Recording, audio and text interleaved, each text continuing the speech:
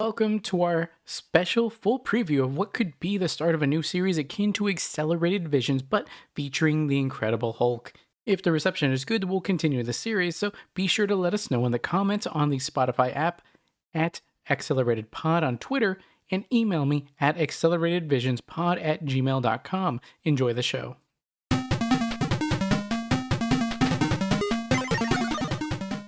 Welcome to Gamma Radio with your host, Gil Mancha. This is my chronological discussion of the strongest one there is, the Incredible Hulk. Disclaimer, I will be actively getting and collecting issues as we go, and I'm trying to only cover issues that I have a physical copy of or are in a collected edition. I'm going to try to stray away from digital because I love physical media, but the Marvel Unlimited app would be a great way to keep up with the podcast. We'll of course start with his original self-titled comic. There's a few others, TV shows, movies, and even video games we can discuss. And trust me, I'd love to discuss those games down the line. Be sure to hit the follow button on Spotify or preferred platform to get episodes as soon as they drop. While you're there, please leave a review so the show can be recommended to other comic book fans. In today's episode, we're covering the Green Goliath's first appearance, The Incredible Hulk #1, The Hulk. This issue was released on May 1st, 1962. Links will be in the podcast notes. Let's take a look back at what else was happening that day in history. Duck and cover, sports fans. He's hulking out. The best-selling single in the US was Soldier Boy by Shirelles, and in the UK it was Wonderful Land by The Shadows. Top of the box office was Moon Pilot. If you're a child, you're likely to be playing with toys such as Wooly Willy, the Hula Hoop, Matchbox car toys, and the Ken doll. Notably, the first Target discount store was opened in Minneapolis, Minnesota on this day. I hadn't heard of either song before researching for this episode, and I gotta say I dig Wonderful Land a lot more than Soldier Boy. Even though it's not spelled the same, the name Soldier Boy reminds me of the Crank That by Soldier Boy, but the two could not be more different. The version of Wonderful Land I found was purely instrumental, so it's really hard to believe this was top of any charts. The synopsis for Moon Pilot reads, away on a short leave before an upcoming moon launch, a NASA astronaut disappears and is feared kidnapped when the Secret Services learn about his friendship with a suspected foreign female spy. I didn't see it for free on any streaming service, but you can buy or rent it on YouTube, Google Play, Amazon Prime Video, Apple TV, and Fandango at Home, formerly Vudu. I remember Willy Willy from a Bo Burnham song, and I want to say a Family Guy segment. The name Matchbox Toys didn't ring any bells, but I do know what Hot Wheel cars are. After the box office hit that was the Barbie movie, it's fun to hear that the Ken doll was never so popular over her, if only for that day. I don't go to Target too often, but when I do, it's because I want to go to the Starbucks that's actually in the store or the cupcake/boba tea place nearby. Speaking of, I could really go for a Taro boba tea right now. If you're familiar with either songs or the top movie, let me know. On the Spotify app, there's now a comment section. You can do it there or on social media. That's a taste of what the world was like when The Incredible Hulk #1 debuted. Oh, I hurt myself changing this tire.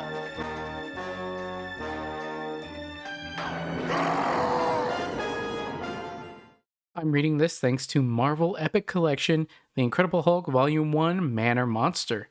But I also have a facsimile edition I purchased in 2023. It's also available via the Marvel Masterworks Incredible Hulk Volume 1 and Mighty Marvel Masterworks, The Incredible Hulk Volume 1, The Green Goliath. This comic was written by Stan Lee himself, penciled by Jack Kirby, inker Paul Raymond, letterer Arnie Simek, and editor Stan Lee. This cover has Betty and Ross with some military personnel shaded as if they're facing an atomic explosion. A rocket's being launched in the background. Front and center, we see a distressed Bruce Banner in full purple pants and white lab coat. There's lines of radiation coming off of him, and I think it's meant to show that he's transforming into the being behind him, the Hulk. With torn pants and his undershirt has become a muscle shirt. Despite the coloring on his clothing, the Hulk's in full gray. The title says, The Incredible Hulk, the strangest man of all time. Fantasy as you like it. In a giant question mark, it says, is he man or monster?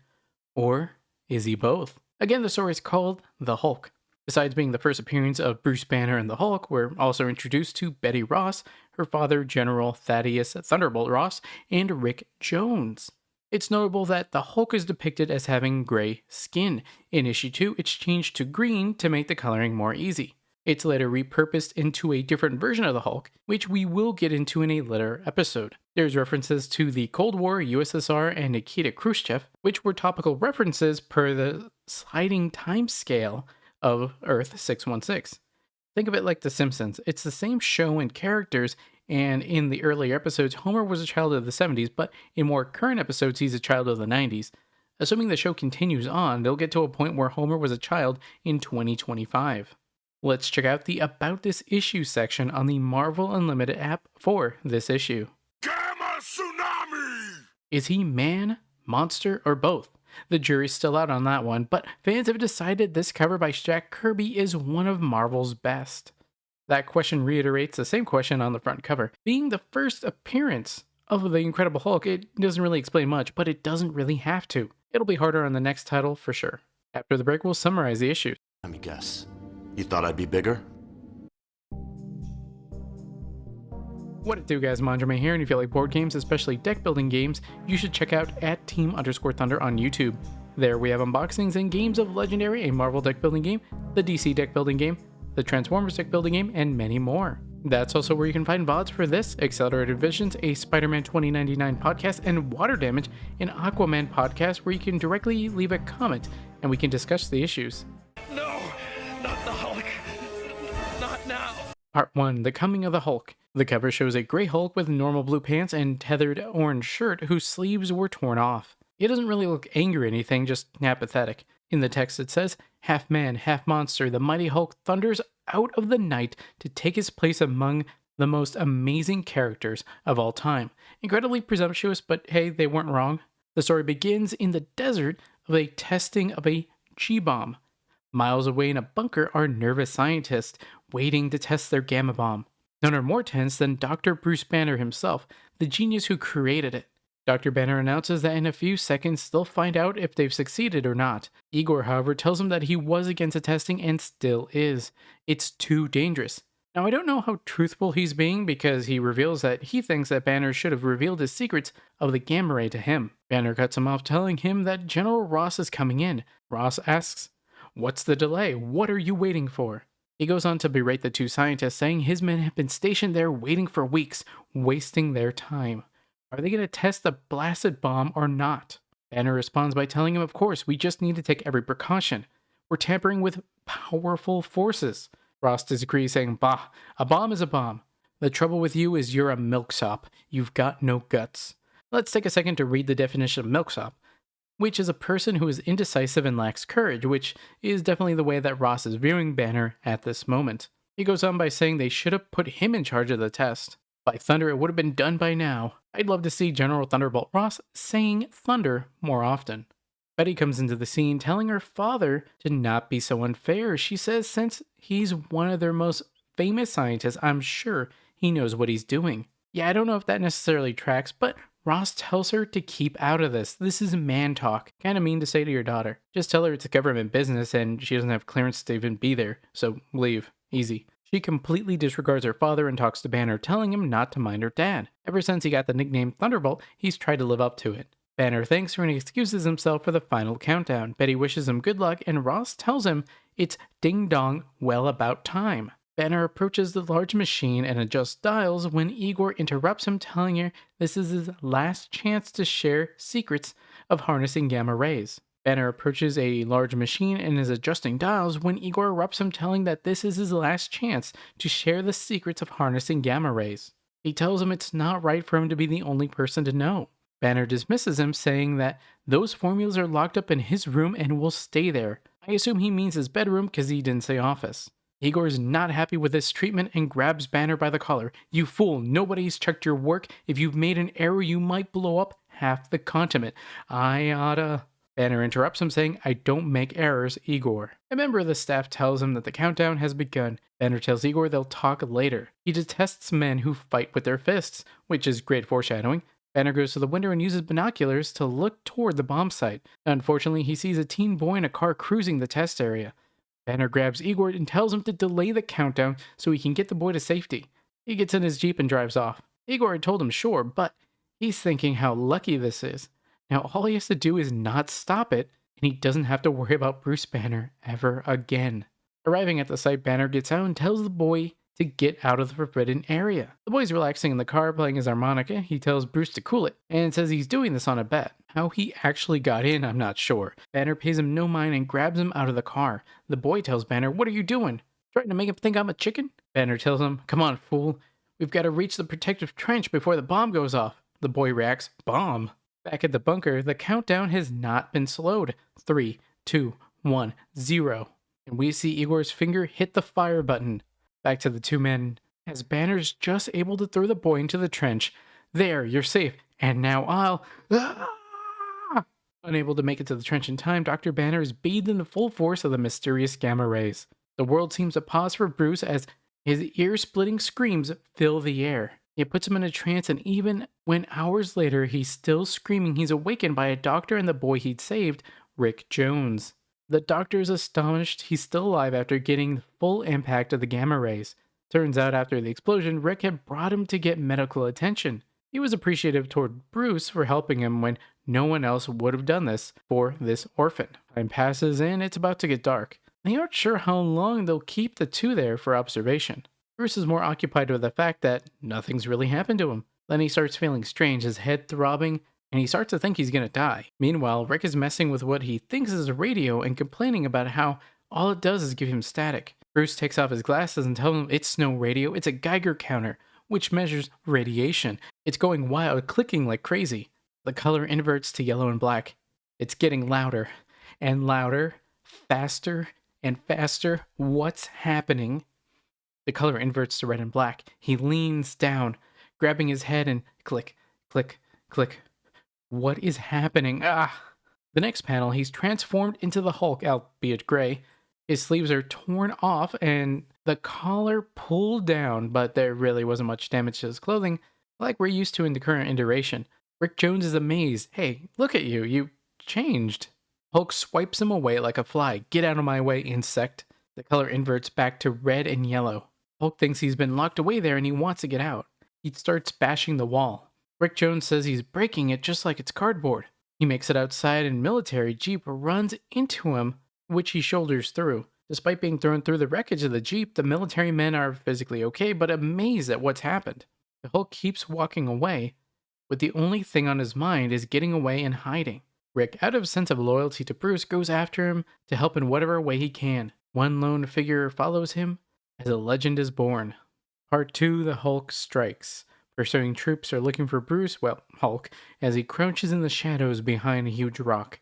He's thinking, "Mustn't let them find me." One soldier says, "Fan out, men. You've got to find that Hulk." Even early in this first comic, they were sure Hulk would become some mainstay in comics, saying his name is destined to become immortal. Look sharp there. Don't let Hulk get his hands on you. Meanwhile, back at the base hospital, a soldier is in denial about how a human could have smashed a 2-foot-thick concrete wall. Another soldier tells him, but he did. The Hulk did it. Already the name stuck. Another asks about Bruce Banner and the boy. What happened to them? Could the Hulk have them? But who could ever guess the incredible truth? Who would suspect that Bruce Banner is the Hulk?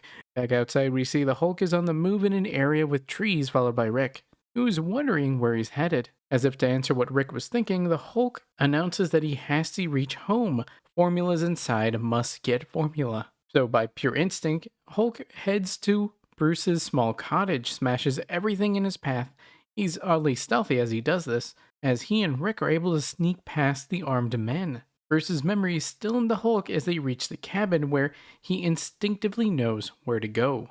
Inside the cabin is Igor, who's so concentrated on his task of rummaging through the place, looking for something that he doesn't even notice them drawing near.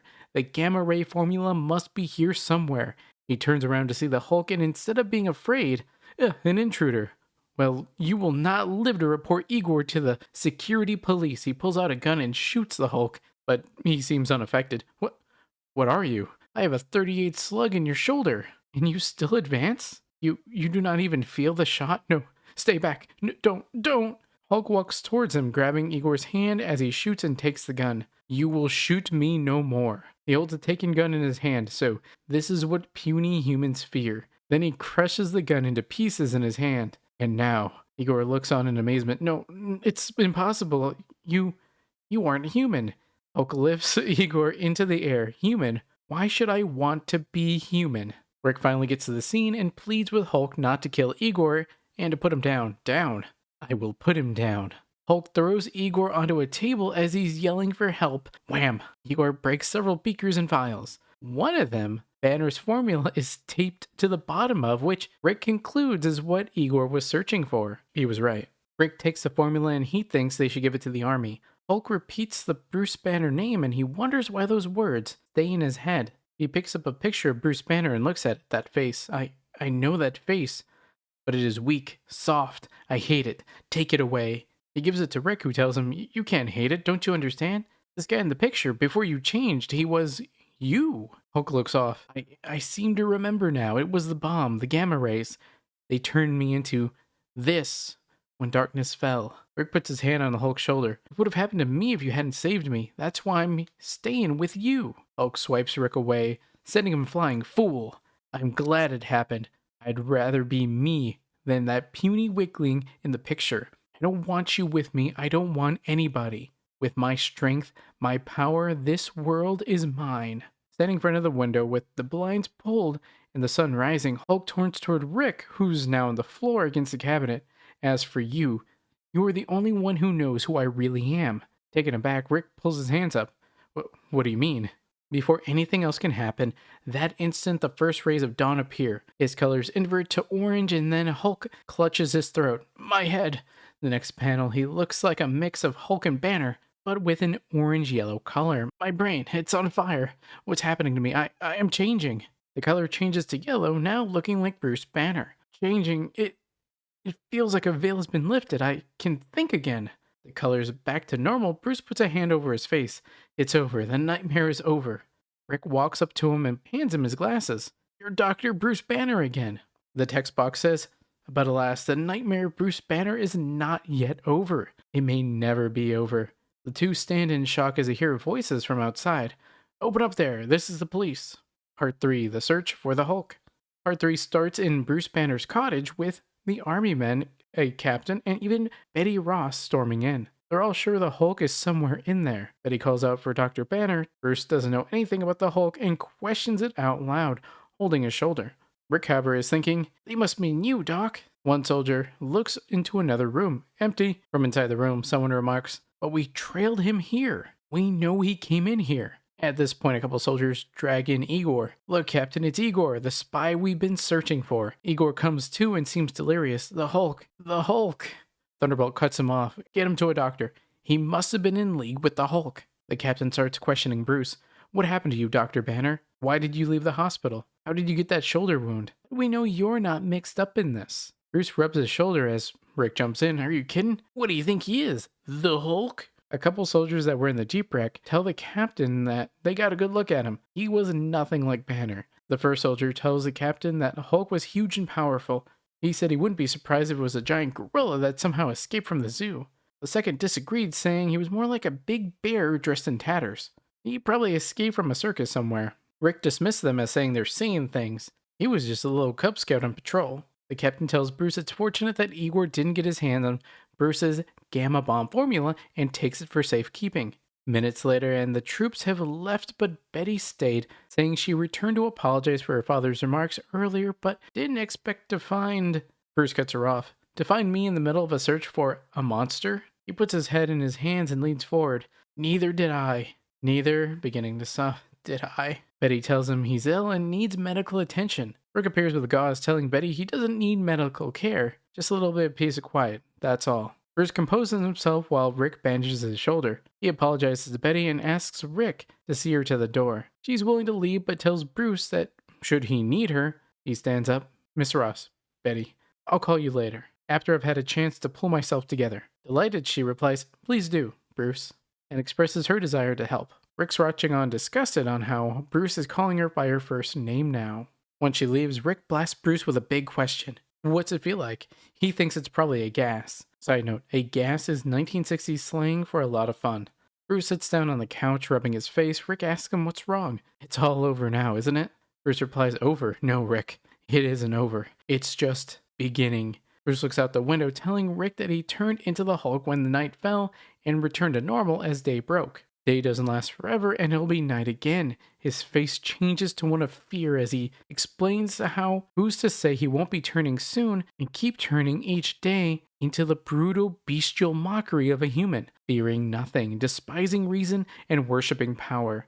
Darkness begins to overtake his face as he sits there, hopeless. Part 4. Enter the Gargoyle. On the cover, we see Red Spy Igor in a prison cell, prone lying in a bed. He thinks, "The American fools think I am defeated, but not yet. No, they shall soon learn that even in a cell, Igor can be dangerous."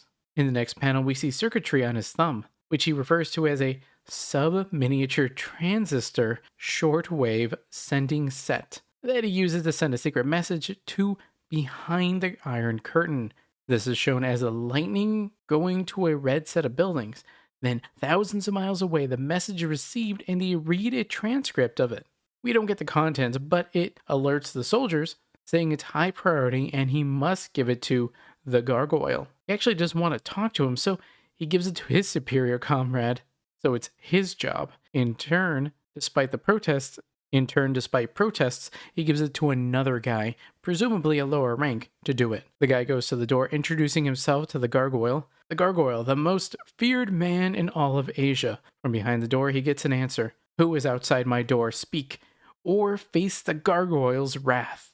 Smartly, the scared man slides transcript under the door. I have a message for you, Comrade Gargoyle. That is all." Finally, we see the Gargoyle, albeit in all red, and remarks about how people interact with him. "The cowardly weaklings dare not face me, but that's how I want it. Let them fear me. Someday the world will tremble before the Gargoyle." He reads a message learning about the Hulk, whose power almost matches mine. He picks up the mic on a radio. "I must find this Hulk. I must either slay him or bring him as my prisoner, as a symbol of my might." Pressing the button on the radio, "Attention, this is the Gargoyle.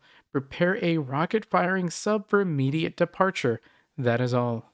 Hours later, they're in the most state-of-the-art red sub blasting through the depths of the sea. It gets to an unknown prearranged area and shoots out a man-carrying rocket. The US's radar tracks an unidentified missile heading toward the base.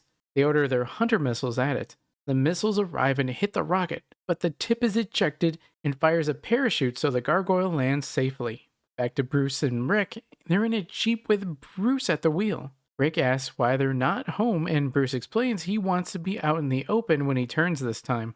Rick is amazed that Bruce, the most famous missile expert in the world, brainy and cultured and all that jazz, yet Bruce finishes and sends, "And yet due to the forces unleashed by the gamma ray, I turn into a marauding, savage brute by nightfall." Rick replies saying that's why he needs to stick with Bruce to make sure he doesn't do anything awful. But then Bruce's hands start to tremble. They begin changing, growing in size, and turning gray. His arms burst through their sleeves. As he's staring at his own hands, Rick tells him to keep his hands on the wheel. He replies, "Wheel? Who cares about the wheel? Who cares about anything?" They crash. Thud. From the wreckage emerges the Hulk, who looks more like his famous green, although it might be lighting induced. Hulk's confused about where he is and, initially, where he should go. He decides on General Ross's house to find Betty. Rick feels happy to be alive and he tries to stop the Hulk. In the distance, we see the Gargoyle has found the pair.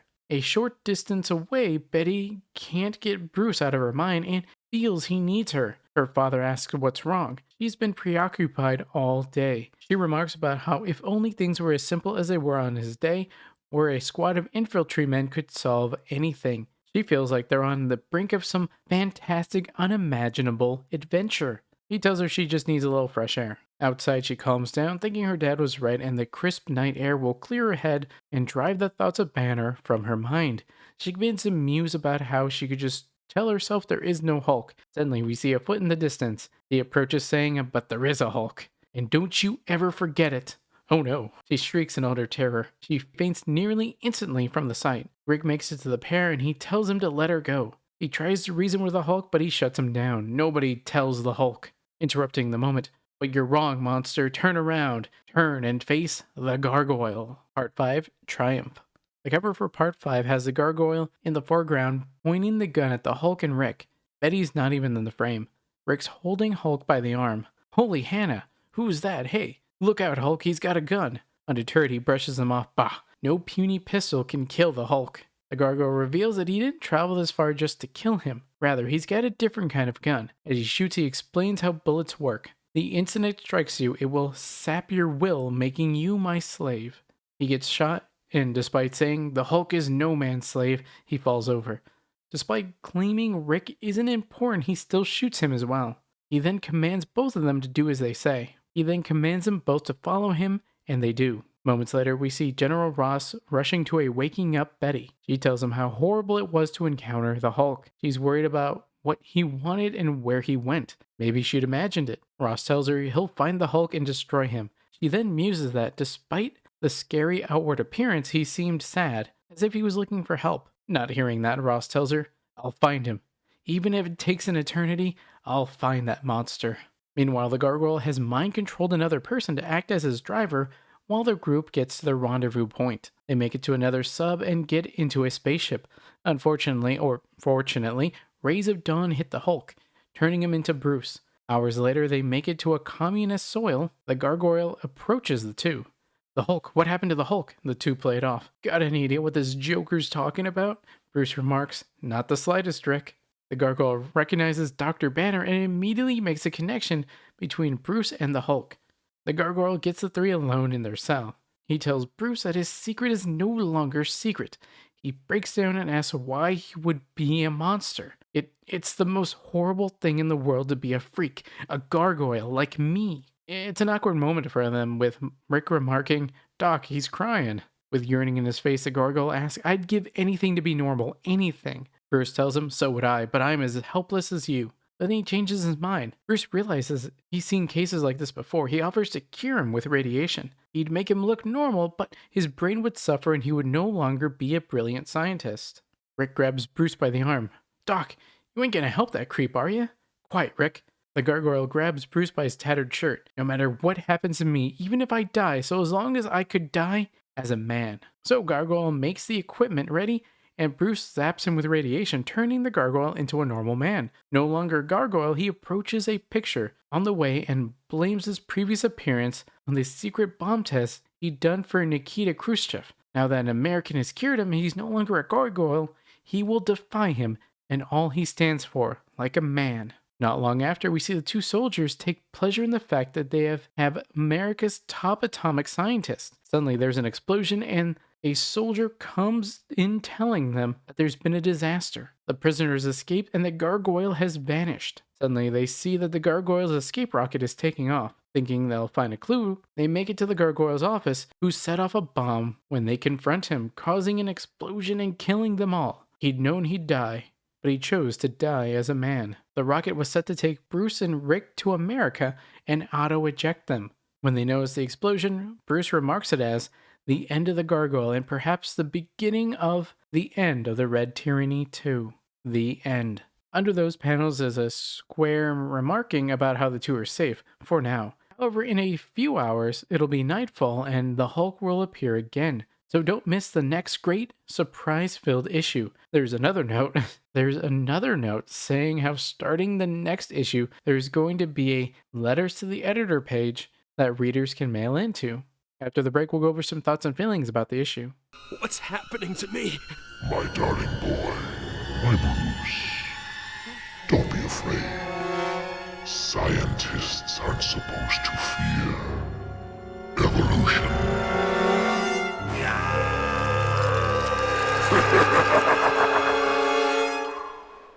Being the first issue and from the 1960s, there's bound to be things that won't work for a reader in 2025. It was odd to see one singular issue being broken down into 5 parts.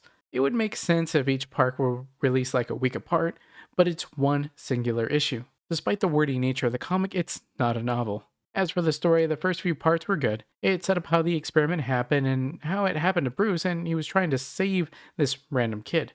It was cool with the Red Spy, and I hope we get to see more of Igor in the near future.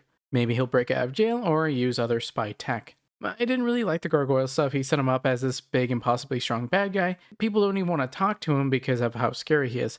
In fact, the guy ended up having duties shoved onto another person and then onto another person just to talk to him. Even in that, he did that from the comfort of behind a door.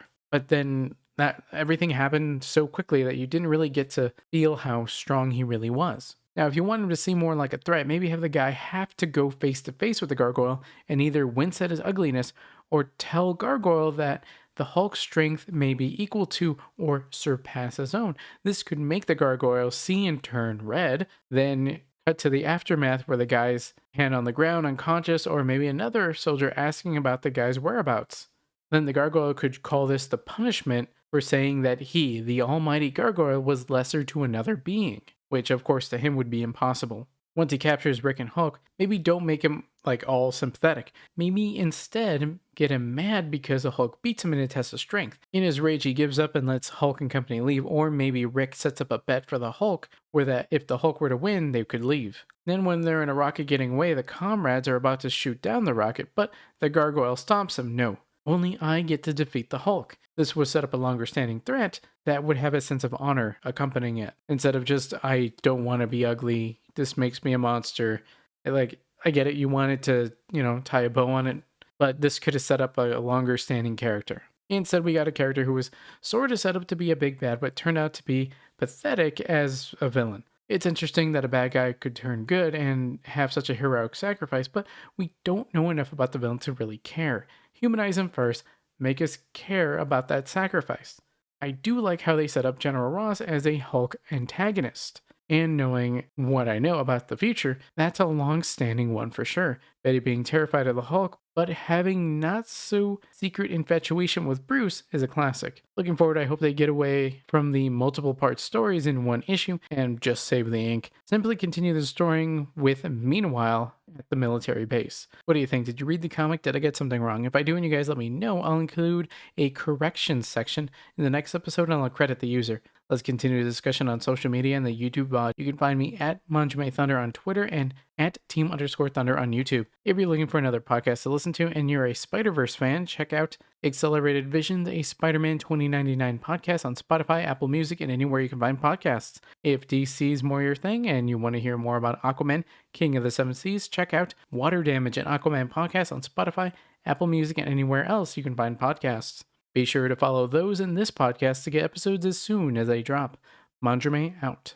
What time up mean? Hey guys, Gil again. How'd you like the preview of the Hulk podcast? There's plenty of comics out there, and it likely won't all be in order. I do enjoy going in order, as you can see, like the evolution of the art style and writing, but since there's so many arcs, and there's definitely shows that are much later on that I'd like to discuss, not that later on. Notably, the 70s show and the more recent comics, like Donny Cates' 2022 Hulk run, where Banner is literally piloting the Hulk, meaning he's finally in control, in a way. Then you have movies, and I have multiple episodes planned for the 2003 Ang Lee Hulk movie. One episode will be the movie itself, but you also have the tie-in comic, the Peter David novelization, and of course the game that serves as a sequel whose lines were recorded during the fact. Plus all sorts of cool stuff that came on the DVD that's just not done today. Here's a taste. With the 2-disc special edition DVD, on disc 2, depending what DVD reading machine that you put into, you basically unlock a new feature. They're not hidden, but only accessible via these specific machines. On a PC, you have a 3D viewer of the Hulk model that they use for the movie, and if you're running it on an Xbox, you can play a portion of the beginning of the game, which works because original Xbox games ran on DVDs. Now, these features are stuck on the DVD format, so if you get on Blu-ray, you just get the more generic DVD features, not the really cool stuff. And if you have the 4K and Blu-ray bundle, I think the 4K disc is literally just the movie with the same Blu-ray that was with the DVD features. I'd love to go on, but it would turn into a whole other episode. So let me know in the comments what you thought. Once again, Manjime out.